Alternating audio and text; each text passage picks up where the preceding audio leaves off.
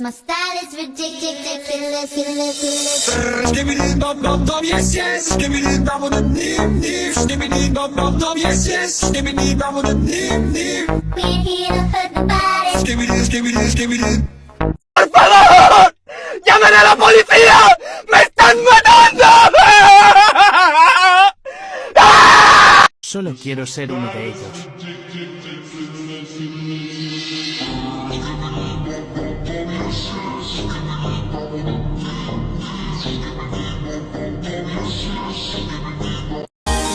Sticking out your gap for the Rizzler.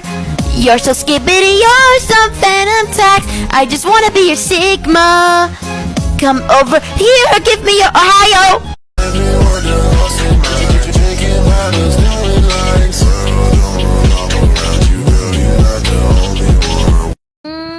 Gracias, beso en la mejilla, let's go. Gracias, Magma. Acaba de sentir el contacto femenino por primera vez. ¿En serio? ¿Magma? ¿Magma? ¿Qué es este poder? ¡Yo! ¡Soy invencible en la c*** de mi madre!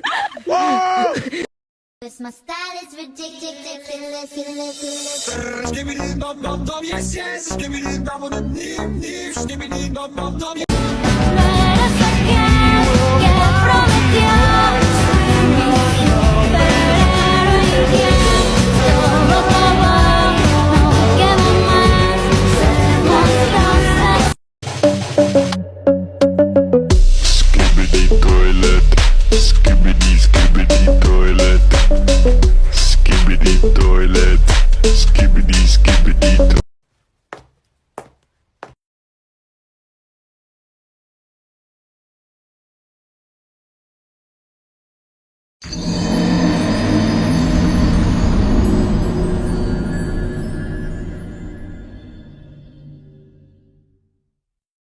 Hello and welcome back to Random Cosplay Tips, where we talk about whatever's popped into my chaotic brain, and today I'm going to share some tips on how I crimp my wigs nice and fluffy without over crimping them and having them look like a wavy potato chip. Obviously, a crimping iron is needed for this. I like to have the comb with the long tail, as well as wig clips and a brush. I also straighten out my wigs and trim them to length before I get to crimping, and then I pin up all the hair so that I'm only working with the bottom couple of wefts and work my way up the wig. Now when I go to grab the hair for crimping, I don't grab it horizontally like this. I go vertically. This way, you're grabbing hair in sort of a random alignment from multiple wefts, and the little waves from the crimp marks aren't going to line up as much. I also hold the crimping iron vertically and work that way for the same reason, to keep things random so that the little waves don't line up, and I use light to medium pressure. If I over crimp, I kind of go back over the area using this like a straightener and then brush it out while it's still hot. As I move my way up the wig, I use less and less pressure with the crimping iron so that the bottom layers are giving us most of that frizz and texture, and the top layer is still nice and smooth and pretty for styling.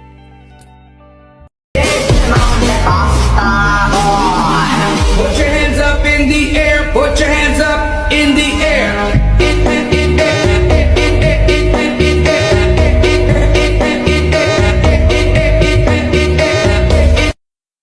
Hello and welcome to Random Cosplay Tips, where I talk about whatever has popped into my chaotic brain or what you guys asked me to talk about. So foam clay. It is a soft, rubbery, putty-like clay that cures into a more stiff and brittle version of our old friend ethylene vinyl acetate, or EVA foam.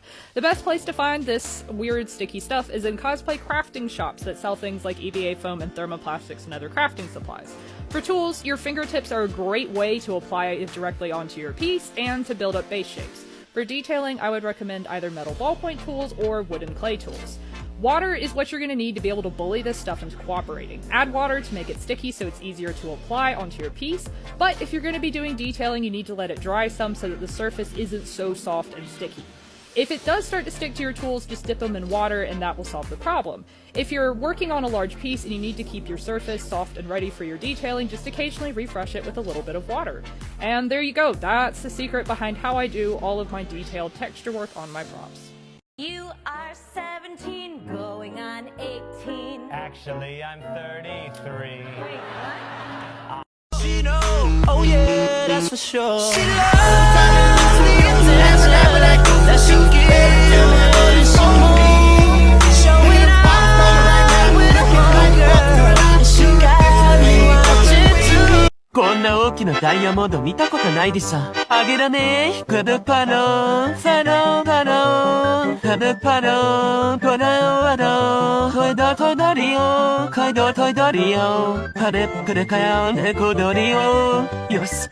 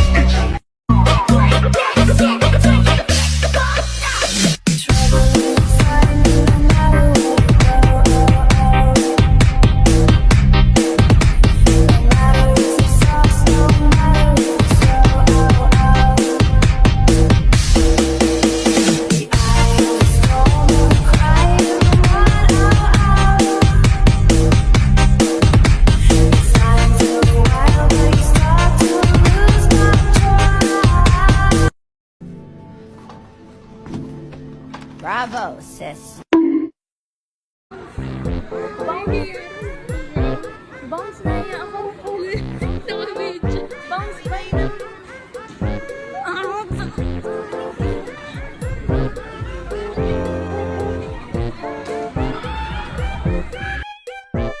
What's rule number 1? Party? No, not party. No, it's not party.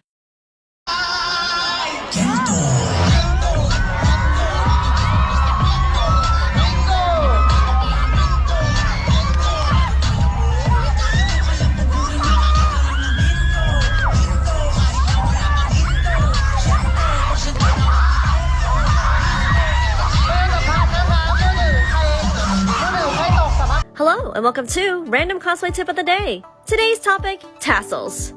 Tassels are a common accessory in cosplay, especially for cosplays that have East Asian influences. While tassels can be easily bought anywhere, I'm going to show you how to DIY one yourself. First, take a piece of cardboard and chop it to the length that you want your tassels to end up. Next, measure about 1 inch down from the top and cut a small slit. Now grab your material. I'm using embroidery floss. You can also use yarn. And start wrapping it around the cardboard. Keep wrapping until you're satisfied, but save a bit of string for what we're gonna do next. Next, take a spare bit of string, poke it through that slit you cut earlier, and tie up all the strands. Make sure to tie it very, very tight. You don't want this to come out. Then slide the other string through the top portion and tie a knot. After that, slide the tassel off and cut the bottom. And with that, you have a tassel. Feel free to replicate them, make them in different colors, whatever you need for your cosplay. Hello and welcome to Random Cosplay Tips, where I talk about whatever has popped into my chaotic brain, and today's how to make sure that a wig will never fall off of your head. One thing you can do to make it more secure is to add wig combs. A lot of times these come sewn into the front hairline, though you can add extras if needed.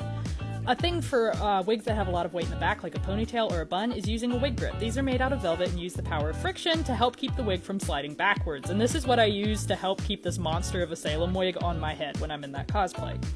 A third type of attachment is using wig clips. These are like the combs, but they snap open and shut, and you can even use these to secure lightweight accessories onto your wig, like San's hood, this Mad Hatter hat, Blake Belladonna's bow, that's another time I used it, and even Zaya's ears actually have wig clips on them. Hopefully with this, you'll never have to experience having your wig fall off at a bad time.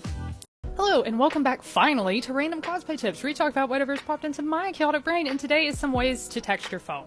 Number one is sanding. You can use this to create battle damage, chips, or scuffs in a metal material, hammered metal, wood, just about anything can be created with a rotary tool. Another way to create precise lines is using a wood-burning iron or a soldering iron. This is what I did for Zaya's feathers and for these detail lines on the dragon spine spear.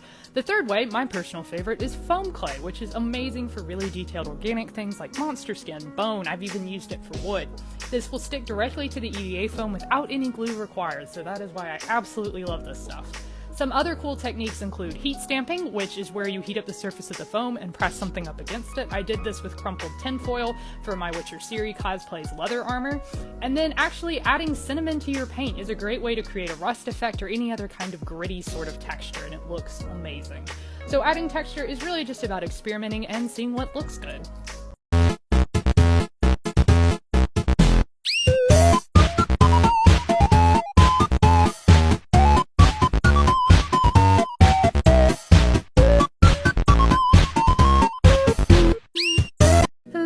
Welcome to Random Cosplay Tips, where we talk about whatever has popped into my chaotic brain, and today is hiding your seams on EVA foam, because even if you go slowly, you're still going to get ugly seams. So I usually start off by sanding them flat with my Dremel 3000. I'm using the standard medium grit sanding drums and the flexible extension. I get asked a lot what I'm using, so there you go. After sanding, I fill my seams. For jobs like the Dragon Spine Spear, where things went horribly wrong, I fill in the big holes with foam clay. But most of the time, I stick to either Quick Seal or Gesso. Both of these are essentially pastes that you can wipe onto the seam, cover it, and then smooth out that filler with water and sand it if needed after it's dry. With a little priming and painting, the seam will disappear. You can also choose to emphasize seams like I did here with hot glue to make them look like badly welded metal, or you can just bury them in lots of texture, which I also do. But hopefully this gives you some ideas about how to hide your seams so that you can get perfect looking foam work. 准备开始在小小的花园里面挖呀挖呀挖，种小小的种子开小小的花，在大大的花园里面挖呀挖呀挖，种大大的种子开大大的花。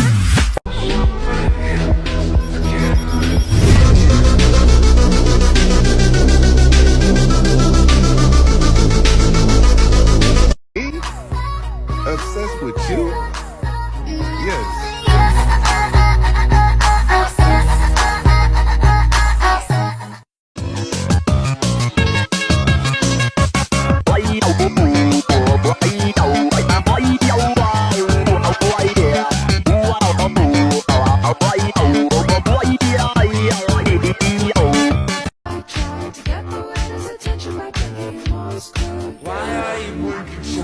I got something in my eye. Let me get it out. No, thank you. I don't wanna die. Bonjour, name is blinking at us. Is this because your date is a freak?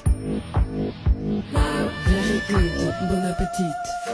Hello and welcome to Random Cosplay Tips, where we talk about whatever has popped into my chaotic brain, and today is why flexible primers really are the best for EVA foam. Not only do they fill the pores and prep the surface for paint, but they also bend and flex with the foam so that the paint doesn't end up cracking off later. There's a lot of options out there. One of the most popular is Plastidip. This is a rubber spray. Flex Seal is pretty similar to it, but they both have pretty toxic fumes. So non-toxic alternatives are Elmer's Glue, Mod Podge. I'm a huge fan of Hex Flex. This has a satin finish and is absolutely gorgeous in black. Flex Bond is another favorite of mine. This goes on white, dries clear, is super shiny, and it works well with LEDs, but it's hard to find in the US, so Coscom's Cosflex is a dupe for this, and I love it. With these kinds of flexible primers, your paint won't crack, but you will get these ugly wrinkles if it bends too far. So with a heat gun on a low setting, you can literally make these disappear. This is not sped up, this is real time. This way you can fix armor and have it looking just as pristine as it did when you first painted it. But this is only possible with the right kind of flexible primer. Hello and welcome to Random Cosplay Tips, where we talk about whatever has popped into my chaotic brain, and today we're doing a repeat of these fake foam belts because y'all really liked these. Anyways, this is the spray adhesive I use on the top right side of the foam and the back or wrong side of the fabric. When you cut out your fabric, make sure to mirror all your pieces correctly and also leave seam allowance so you can fold over the fabric later. Once you have your foam glued down, you'll need to clip the edges and the corners of your fabric so that it can actually fold smoothly, and then you will have to glue it onto the back. I did not film this step because apparently I was struggling. Anyways, what I use is contact cement, a little squeeze bottle like what you see in the clip, and then I even out the glue with a scrap of foam. Once the glue is dry, back to the actual footage here, I used a popsicle stick to flatten out the fabric so it looks nice and crisp. If you want to, you can actually top stitch this. If you're working with vinyl like I am, I would recommend using a walking foot. They are amazing. Anyways, belts, there you go. That's the secret. It's that simple. Yes.